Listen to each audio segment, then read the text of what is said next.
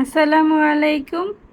আজকে আমি নিয়ে আসলাম কিভাবে খুব সহজে রেস্টুরেন্টের মতো এই চিকেন বানটা বাসায় বানিয়ে নিতে পারবো। আর এই চিকেন বানটা বানানোর জন্য এখানে আমি একটা বাটিতে হাফ কাপ দুধ নিয়েছি আর দিয়ে দিয়েছি 1 টেবিল চামচ চিনি। এখন আমি এই চিনিটা দুধের সাথে মিশিয়ে নিব, নেড়ে চেড়ে নিব যতক্ষণ না চিনিটা পুরোপুরি গলে দুধের সাথে মিশে না যায়। যখন চিনিটা গলে যাবে তখন এখানে আমি 1 টেবিল চামচ ইস্ট দিয়ে দিব। ইস্ট দেওয়ার পরে আবারও নেড়ে চেড়ে ইস্টটা আমি দুধের সাথে মিশিয়ে দিব। আর এই দুধের সাথে ইস্ট মিশানো হয়ে গেলে আমি ঢাকনা দিয়ে ঢেকে আধা ঘন্টার জন্য রেখে দিব। আর ইস্টটা ভালো ব্র্যান্ডের ইস্ট ব্যবহার করতে হবে, তাহলে বানটাও অনেক পারফেক্ট হবে। আধা ঘন্টা পরে আমি ইস্টটা নিয়ে এসেছি, ফুলে গেছে।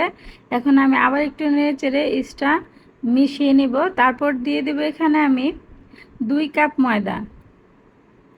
যেহেতু চিকেন বান বানাবো, চিকেন বানান একটু মোটা হয়, এজন্য এখানে আমি 2 কাপ ময়দা নিয়েছি।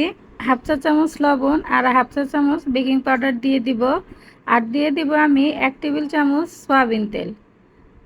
আর এখন আমি এই ময়দাটা হাত দিয়ে সুন্দরভাবে মুথে নিব। আর এই ময়দাটা যখন আমি মুথে নিব, যদি দেখি একটু শক্ত হয়ে গেছে, এখানে আমি লিকুইড দুধ দিয়ে নিব, পানি ব্যবহার করা যাবে না। এই ডোটা পুরোপুরি দুধ দিয়েই বানিয়ে নিতে হবে। আমার একটু শক্ত শক্ত লাগতেছে, এজন্য আমি 1 টেবিল চামচ দুধ দিয়ে দিলাম, দিয়ে এভাবে সুন্দরভাবে ময়দাটা ময়ান করে নিয়েছি। ময়ান করার পরে আমি সামান্য পরিমাণ তেল দিয়ে এই ময়দাটা ঢেকে রেখে দিব আধা ঘন্টার জন্য। আর এদিকে আমি একটা সস রেডি করে নিয়েছি। 1 চা চামচ দিয়ে দিলাম ওয়েস্টার্ন সস, 1 চামচ টমেটো সস, মাস্টার্ড সস আর সয়া সস দিয়ে নেড়ে চেড়ে আমি সসটা মিশিয়ে নিয়েছি। আর এদিকে আমি চুলায় কড়াই বসিয়ে দিব।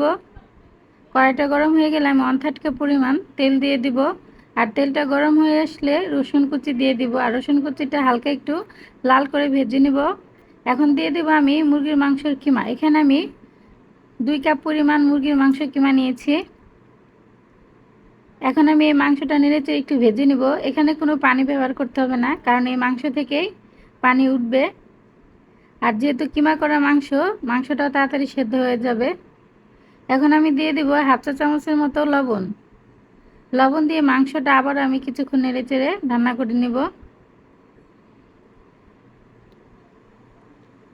যখন এভাবে পানি উঠে আসবে, তখন এখানে আমি 1 চা চামচ আদা বাটা রসুন বাটা দিয়ে দিব। আর যে সসটা আমি মিলিয়ে রেখেছিলাম সেই সসটা দিয়ে দিব। দিয়ে এখন আমি নেড়েচেড়ে রান্না করব। দেখেন অনেক পানি উঠেছে মাংস থেকে, আর এই পানিতেই পুরা মাংসটা রান্না হয়ে যাবে। এখন আমি এখানে 1 চা চামচ হলুদের গুঁড়া, মরিচের গুঁড়া, ধনিয়ার গুঁড়া আর জিরার গুঁড়া দিয়ে দিব। দিয়ে নেড়েচেড়ে এই মাংসটা ভাজা ভাজা করে নেব। এরকম যখন পানি শুকিয়ে ভাজা ভাজা হয়ে তেল উপরে উঠে আসবে, তখন এখানে আমি 1 কাপ পরিমাণ পেঁয়াজ কুচি আর হাফ কাপ পরিমাণ গাজর কুচি দিয়ে দিব। দিয়ে নেড়ে চেড়ে মাংসটা রান্না করে নিব। আমার মাংসর কিমাটা রান্না শেষ, এখন আমি সাইডে রেখে দিব।